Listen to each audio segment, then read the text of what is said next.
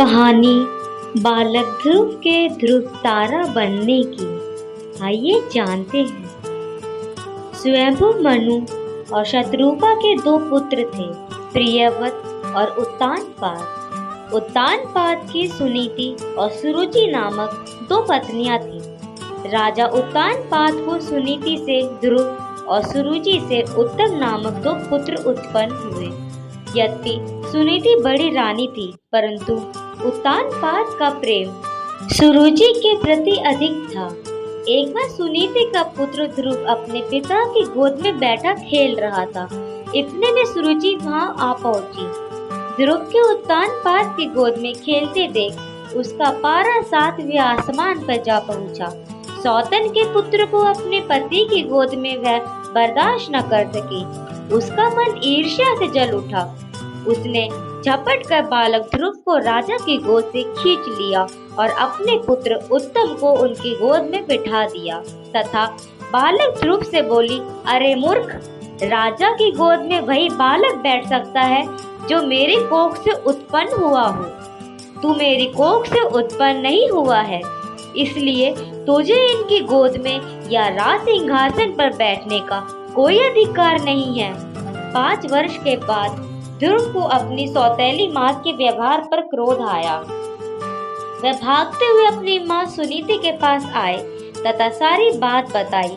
सुनीति बोली, बेटा, तेरी सौतेली माता सुरुचि से अधिक प्रेम के कारण तुम्हारे पिता हम लोगों से दूर हो गए हैं। तुम भगवान को अपना सहारा बनाओ। माता के वचन सुनकर ध्रुव को कुछ ज्ञान उत्पन्न हुआ और वह भगवान की भक्ति करने के लिए पिता के घर को छोड़कर चल पड़े। मार्ग में उनकी भेंट देवर्षि नारद से हुई। देवर्षि ने बालक ध्रुव को समझाया, किंतु ध्रुव नहीं माना। नारद ने उसके दृढ़ संकल्प को देखते हुए ध्रुव का मंत्र की दीक्षा दी। इसके बाद देवर्षि राजा उत्तानपाद के पास गए। राजा उत्तानपाद को ध्रुव के चले जाने से बड़ा पछतावा हो रहा था। देवर्षि नारद को वहां पाकर उन्होंने उनका सत्कार किया। देवर्षि ने राजा को ढांढस बंधाया कि भगवान उनके रक्षक हैं। भविष्य में वह अपने यश को संपूर्ण पृथ्वी पर फैलाएंगे। उनके प्रभाव से आपकी कीर्ति इस संसार में फैलेगी। नारद जी के इन शब्दों से राजा उत्तानपाद को कुछ तसल्ली हुई। उधर बालक ध्रुव यमुना के तट पर जा पहुँचे तथा महर्षि नारद से मिले। मंत्र से भगवान नारायण की तपस्या आरंभ कर दी।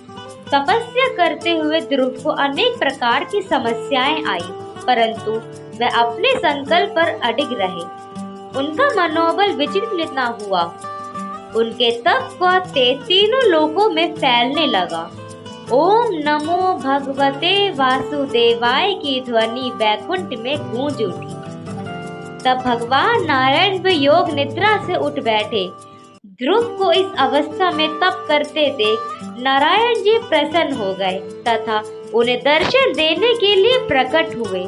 नारायण बोले, हे राजकुमार, तुम्हारी समस्त इच्छाएं पूर्ण होंगी।